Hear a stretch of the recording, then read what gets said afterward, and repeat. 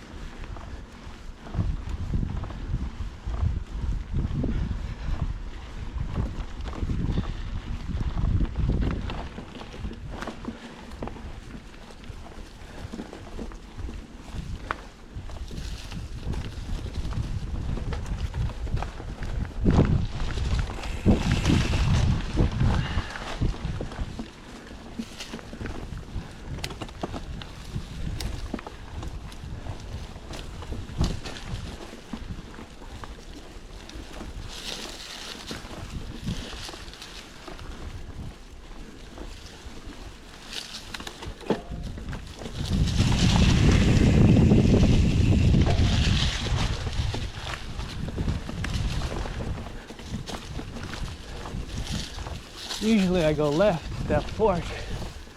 This is a new little section for me.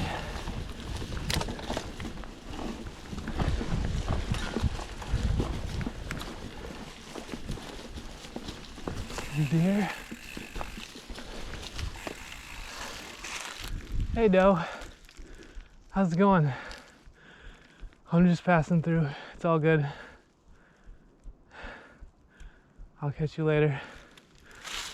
Okay.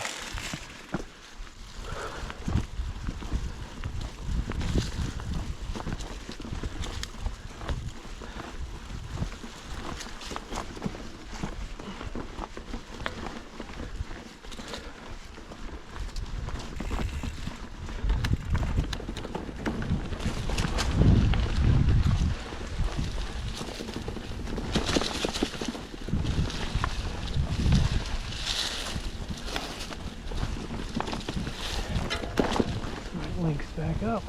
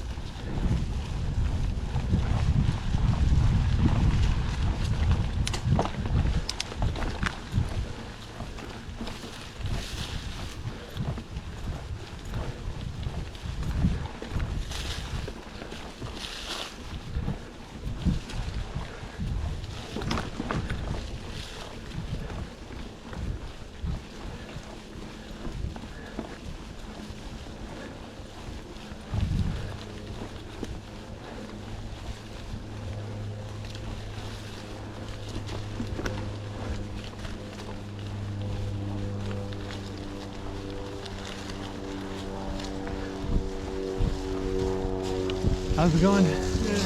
Good.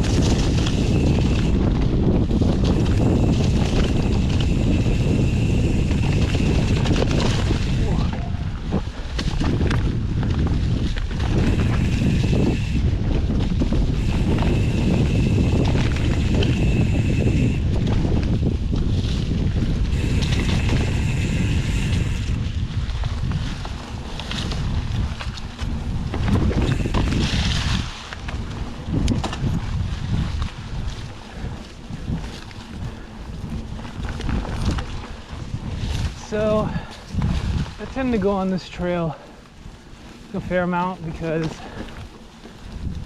my parents live up in Gainesville where this trail is located, and it's rated like the number 3 trail. I can't remember the name of the publication or website that rated it in Georgia, number 3 trail in Georgia, and I dig it. It's I think got 23 to 30 miles with a single track. You got roots, you got rocks, you got some flow. There's a small section where there's some small jumps and berms, but nothing to the extent of Blankets Creek.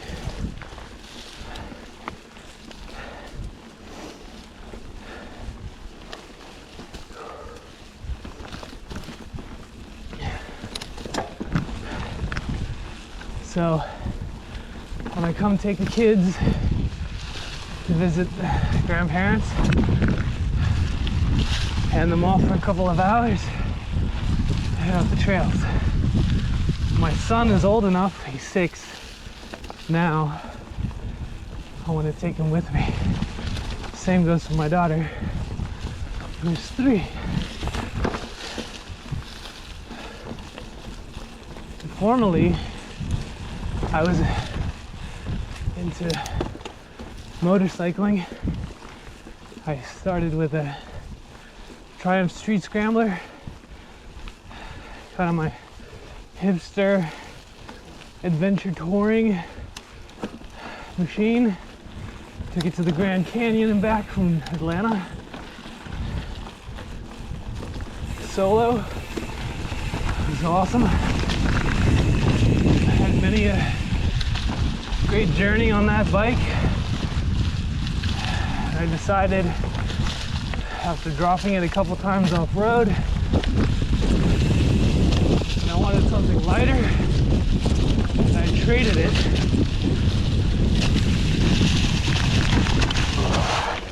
for a WR250R 2016 Street Scrambler with 17.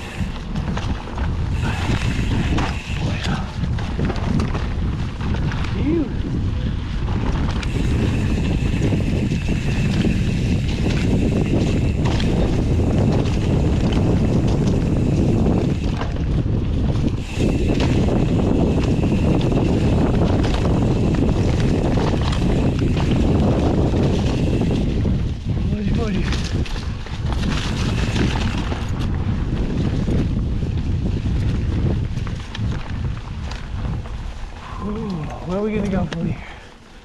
We got whitetail or copperhead. I don't know. I usually do copperhead because it's hard. Some black.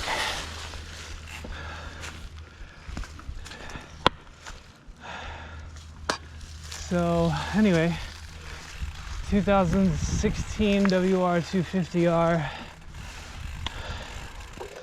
was cool, but I wasn't finding myself riding it too much. And so I sold it for a couple of reasons. One, like I said, I wasn't riding it too much. Two, it was costly to maintain and repair as far as money and time. And three, I started getting into mountain biking in the early summer of, well, no, midsummer of this year, 2019. Got into a Salsa hardtail timberjack with 27.5 plus size tires, and it was awesome. However, the riding that I was doing, trail and some all mountain stuff, a little bit of enduro, not too intense. It was rough on keeping. I wear obviously sneakers, and I like the flats. I haven't upgraded to clip-ins yet. I don't know if I will. I like the idea of flats. Anyways, yeah, I was killing my lower back and getting all this pedal slip. Is that deer or squirrel? And so I sold my motorcycle and I took the cash and bought a Capra, a YT Capra first. However, my house got broken into and the Capra was stolen 2 weeks after I got it. And after riding it, I only rode it for a week because I was out of town for a week. But yeah. Finally made it. And see what happened when you quit for a year. Yeah. Start over again. Yeah. You gotta do it all over again. These trails are long too. Yeah. Don't go down Copperhead if you're not in shape, because it's a black diamond. It's very difficult. It's very difficult. Yeah. First I decided to do just a couple of loops around Tortoise. Yeah. You know, and then just head back to the parking lot. But then I was like, I did Village Trail before several times, you know. Let me try it, but it's not the same after a year. Yeah, yeah. That red tail is a good one because it's not too long. Red tail, that's over there where you come up after the water stream. Yeah, yeah, yeah. Come up and then you go loop around. Yeah, yeah. That one would have been good. But that one is very lonely trail. Yeah, that's true. Not a lot of riders go there for some reason. Is that Trek? No, this is a YT. So it's the YT Jeffsey. It's you don't. YT Yeti? No, it's the YT is the brand. It's mail order only. They don't have shops. They don't sell them in shops. There's no authorized dealer or anything? No, so you order it off the website. Now there's spots where you can test ride, but they're not here in Georgia. Like there's one in California. Oh. There's different places where you can go and test ride them. But I just did a lot of research and on YouTube, and it looks very expensive. yeah. Well, it's spec'd really well, but it was only $3,000. Oh.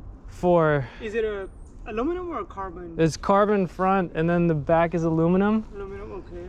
And then it comes with the Fox 34s, Elite float, and the E13 dropper post, E13 So he has tires and cassette and cranks. So where you take it for service? I just take it to a local bike shop. I mean, they can work on it. If I did something crazy like crack the frame, or a bearing went bad, you can buy the bearings and they'll ship them to you, and then you can Take it to a local take it shop. to the local shop. But if anything major happens, they tell you to save the box, and then you ship it back to YT. And if it's under warranty, they'll repair it and then ship it back to you. Oh, nice. So it's a little bit of a pain if you have like a major Yeah, but thing. those frames are really strong, man. Yeah. They're not going anywhere anytime soon. And I'm not at the skill level where I'm just like slamming hammering it. Exactly. So it's been great. I had a Capra, which is more enduro style, and it got stolen, which actually I was grateful for because homeowners insurance covered this to replace it, and then this is more their trail bike, the Capra being more the downhill enduro.